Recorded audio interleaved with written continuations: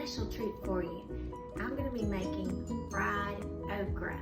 So with that said, let's get started. Alright guys, today we're going to be cutting up some okra that I got at our local farmer's market. It looks pretty good. I do have little spots on it because I've had it in the refrigerator since yesterday afternoon, so it was chilling. It's kind of hot where I am, so I didn't want it out on the countertop. So what we're going to do, I've already washed these and dried these. You'll just gently wash these off. If you're getting them and washing yourself, just gently wash, shake off the water, and then you're going to be sure to cut these, cutting the ends off each of the ends, and then cutting them in about 1/2 to 3/4 inch pieces, just like this, and then we're going to put them in our pan and fry them. Now, I'm going to go ahead and cut up the rest of these and get ready and meet you over at the stove. Alright everybody, I finished cutting up my okra, and as you see I've got them in just kind of little cubes here. And one thing different you're going to notice about this when I do fried okra, I don't batter it a lot first because I want to taste the okra in here. I don't want to taste a lot of the cornmeal. But I am going to use a cast iron skillet, and I'm going to come over here and turn my skillet on, let's do about medium high on 7 to get it started. And to oil the pan, I'm going to come in and use an old Southern favorite, which I use these a lot. I use old coffee cups for this. These are bacon drippings. So after you make your bacon, don't throw away those bacon drippings. They are golden and flavor everything so beautifully. So just kind of pour them up in a cup, put them in the back of your refrigerator. They'll solidify like this. You can see it's pretty solid. Tons of flavor in here. So I'm going to scoop this out. I know some of you will think, oh my gosh, it's a lot of grease. No, this is goodness, guys. This is goodness. I'm going to do about 2 scoops.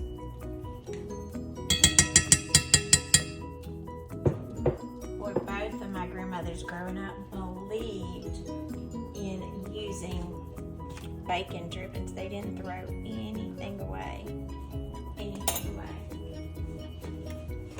So we're going to let that melt, and you'll see it'll kind of go around the pan and it'll just start melting nice, and you'll smell kind of baconish type flavor. But there's no bacon in here, it's just that good flavor.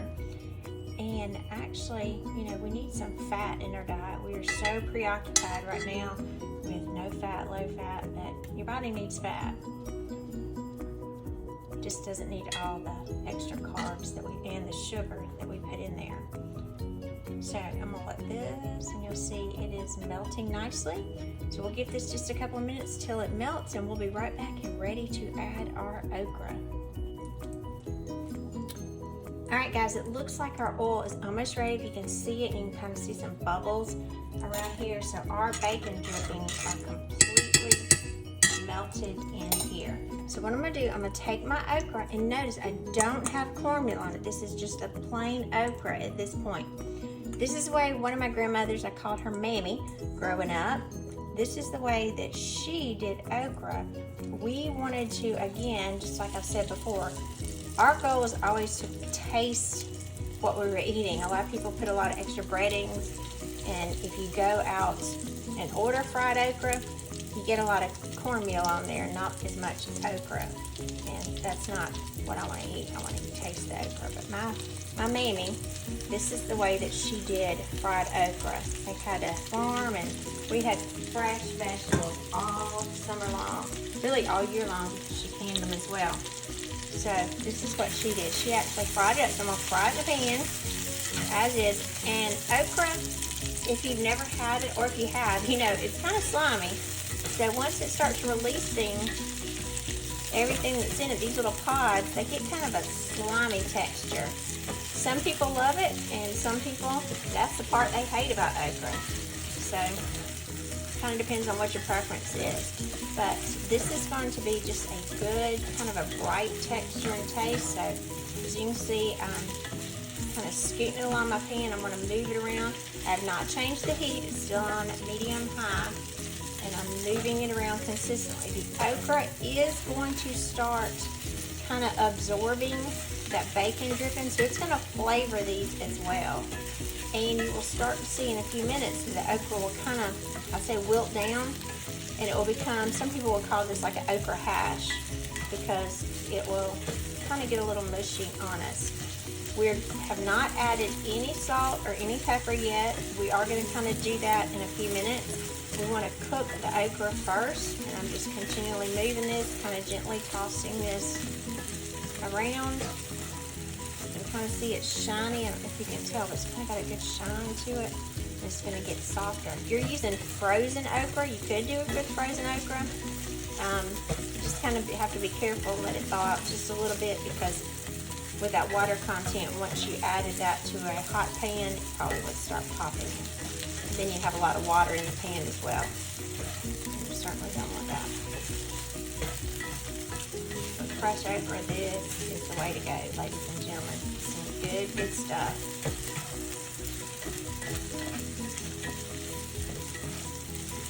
So good, actually. This is a request of my daughter to make this today.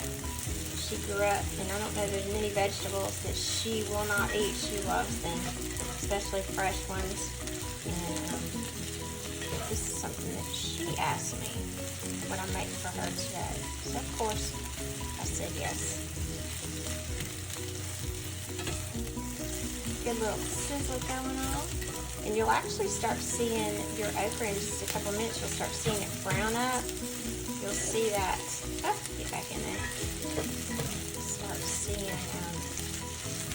kind of call it that slimy stuff come out on the bottom. But again, notice, some of you may think, well, that's a lot of oil in there, Stephanie.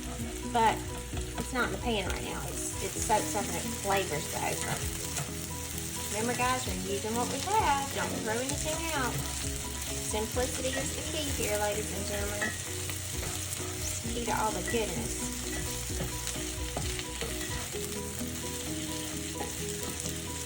It's got a great bright green color to it. So I'm going to keep this going. You'll see it'll change. You'll start mashing down the little pods. And if you can tell, but see all the little pods popping out in here? They start popping out, and they're soft. Let me get this one. I can see. You see? Oh, I can just pop them in half. Some people will actually start mashing them at this point too. Get a few of them like that. You don't want to break my spatula. It's probably one of my favorites. Chop them like this. How about that? Chop them up, and it'll, look at these little pods. And they'll start releasing more and kicking a little faster. This is going to be some good stuff, guys. Once you eat fried okra this way, you will be part of the no breaded club again. We are going to add just a little bit at the end, kind of top it off, give it a little, get back in there, give it a little crunch, but you will definitely be a fan when you try this one.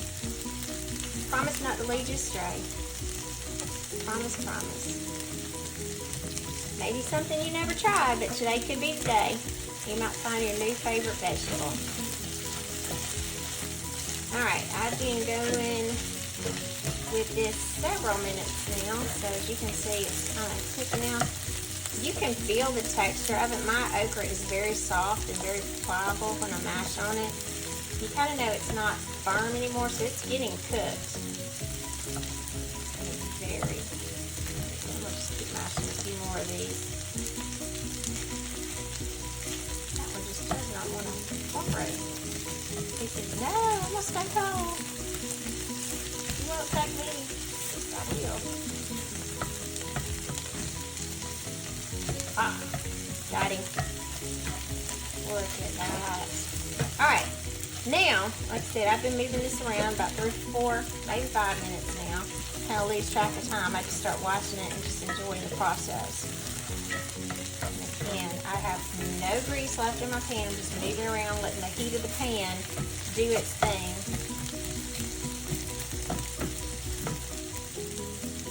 Stove is hot. Pop that right in there. There we go.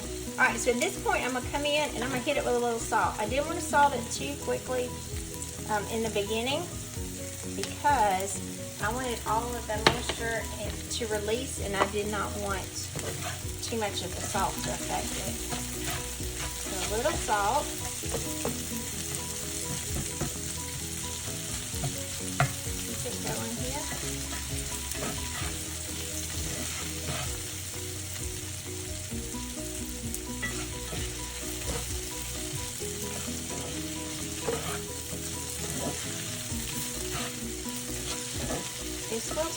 generally, as you're doing this on your own, I would say start to finish 10 minutes or so, 10, 12 minutes. As you can see as we're doing it, it cooks down more. I have mashed some of them, but you're going to see some continual kind of breakdown, which is what you want. You want it very soft, very tender, and obviously the more fresh your okra is, and the smaller the pods, it will be much more tender. Remember when you're cooking and you're getting or selecting okra, just you're doing it at the grocery store or the farmer's market, you want the smaller pods. The big pods seem like they're more economical, but they're usually tougher. They're older. You want the small ones, or the smaller, that kind of small to medium size. That's the one you want. Ooh, it's getting really good. It smells so good. I wish you guys could smell it. I'm gonna add just a little pepper. Get a couple shakes. 2, 3. Sometimes you say how much. I just kind of shift it around. Count 1, 2, 3 in my head.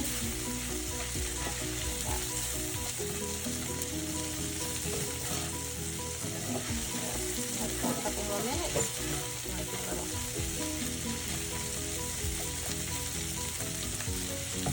Crunchy.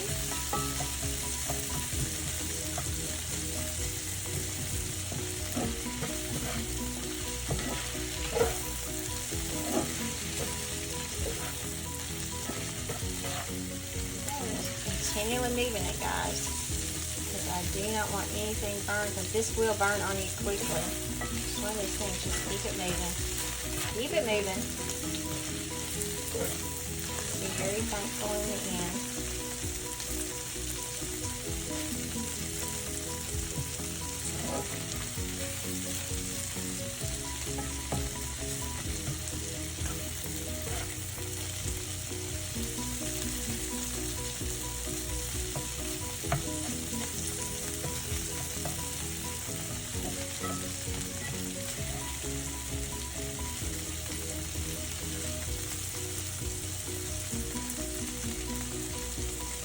Flatten it out, get me a little brown crust on the bottom, and then I'm going to start moving it again.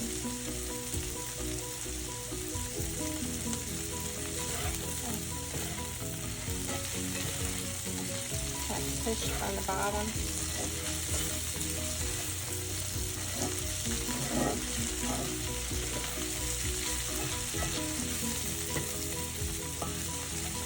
Alright, now I'm almost finished. So my okra is very tender.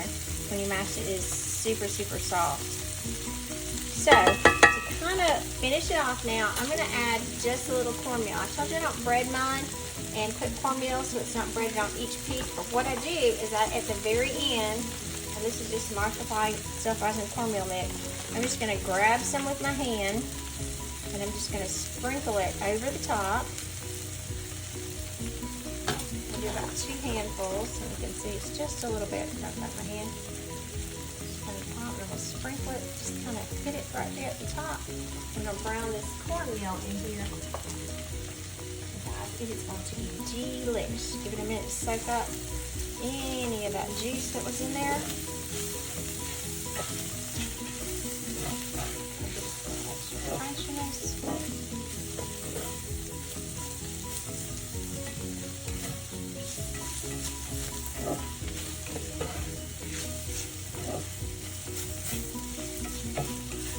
That around so I don't see any remnants of that cornmeal.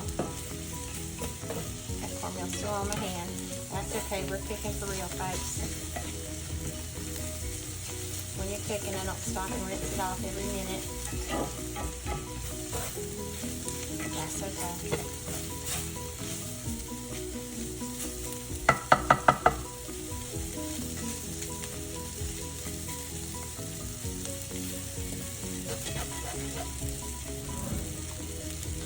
So I can grab hold of this here, turn it a little bit.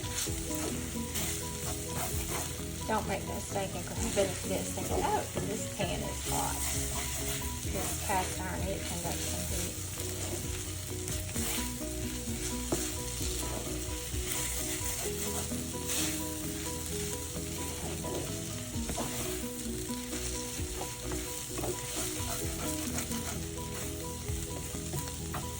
Alright guys,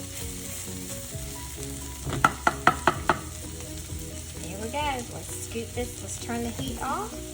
And I am going to scoop this on a plate. And again, as I said, some of these plates I've had for a long time. This again was one of my granny's plates. And so I absolutely love it. I don't have any oil left. I think I need those paper towels. If you do feel like it's a little oily, you can take it off. Put it on here.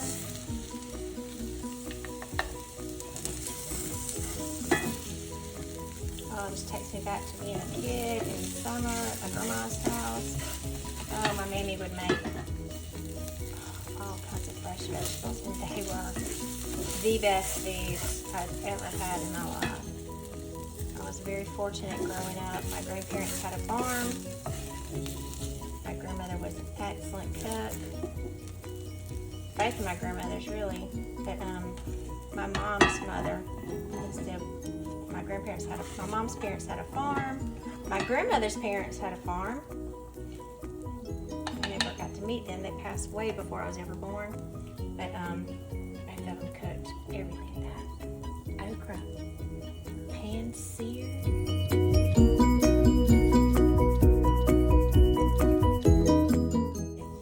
Dusted with cornbread. Amazing. Here we have it, guys. Pan-seared okra dusted in cornbread meal. Remember, we're making memories here at Steph's Stove, one dish at a time. Enjoy!